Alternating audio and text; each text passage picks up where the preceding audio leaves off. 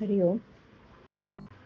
आज मंगळवार 17 डिसेंबर 2024. सद्गुरू ब्रह्मचैतन्य गोंदवलेकर महाराज यांच्या प्रवचनांमधून आज आपल्याला छान विचार देता येतो, म्हणजे सर्व दुःखाचं मूळ देहबुद्धी आहे. ऐकूया त्यांचे विचार. परमार्थाचा विषय तसा खरोखरच कठीण आहे आणि सर्वांना नडणार आहे. ज्याला हा विषय जाणून घ्यायचा असेल त्याला मी कोण हे जाणण्यापेक्षा मी कोण नव्हे हे जाणणं महत्वाचं आहे. एखाद्या पाऊलवाट्याने जात असताना ती वाट चुकलो आणि आपण भलत्याच मार्गाला लागलो तर त्या पुढला सर्व व्यवहार चुकत जाणार. एखादं गणित सोडवतो ना, एखाद्या आकड्याची चूक झाली तरी त्या पुढचे सर्व गणित चुकत जातं.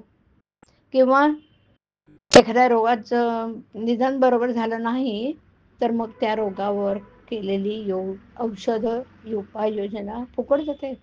त्याप्रमाणे मनुष्याच्या सर्वसामान्य गुणधर्माचं आकलन जर बरोबर झालं नाही तर या गुणधर्मावर आधारलेला परमार्थाचा मार्गही जाणणं फार कठीण गोष्ट होईल. आपण आनंदी असावं, नेहमी आनंदात राहावं असं सर्वांनाच वाटतं. हा झाला पहिला गुणधर्म. या आनंदात चिरंतन असावं, निदान आनंदाच्या अपेक्षेत तरी चिरंतन राहावं असंही आपल्याला वाटतं. की खरं म्हणजे हे मरण कोणालाच आवडत नाही. जगण्याची हाव किंवा चिरंतन राहण्याची आवड आपल्या सर्वांनाच आहे. परमेश्वर आनंद रूप आहे, चिरंतन आहे. आपल्या ठिकाणी तो अंश रूपाने आहे. आपल्यातही तसं राहणं आपल्यालाही साहजिक आवडतं ना.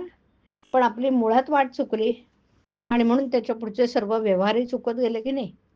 एखाद्याच्या परसातलं झाड पडल्यावर तो मागे झाड पडलं, माझं झाड पडलं असं म्हणतो, परंतु त्याचा देह पडल्यावर त्याचं शरीर पडलं असं नाही म्हणत आपण, तो मेला असं म्हणतो. म्हणजेच मुळात चूक ही की आपण स्वतःला देह समजूनच राहतो. देह माझाच समजून त्याच्यावर प्रेम करतो, ही पहिली चूक. नंतर ह्या देहाचे गुणधर्म म्हणजे विकार आपल्याला चिकटल्यावर त्यांची जोपासना करतो, ही दुसरी चूक. एकदा हे विकार चिकटल्यानंतर त्यांची वाढ न थांबवता ते नेतील तिकडे त्यांच्या मागे जाणं आणि त्याकरता वेळ प्रसंगी आपली बुद्धी गहाण टाकणं, ही तिसरी चूक आहे.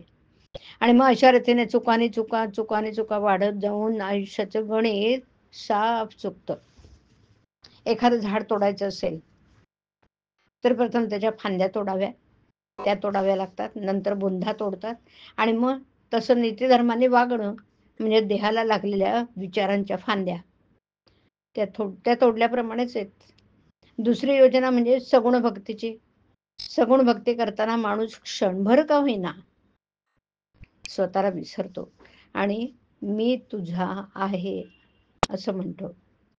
या भगवंताचा सतत सहवास जर कशाने लाभत असेल तर त्याच्या नामानेच. या नामाच्या सहवासात राहिल्याने देहावरचं प्रेम आपोआप नष्ट होईल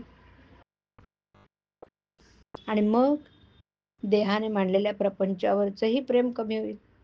पुढे त्याला सर्वत्र परमेश्वरच दिसेल आणि मग तेव्हापासून आतापर्यंत मी राहीन तर नामातच राहीन असा निश्चय करा.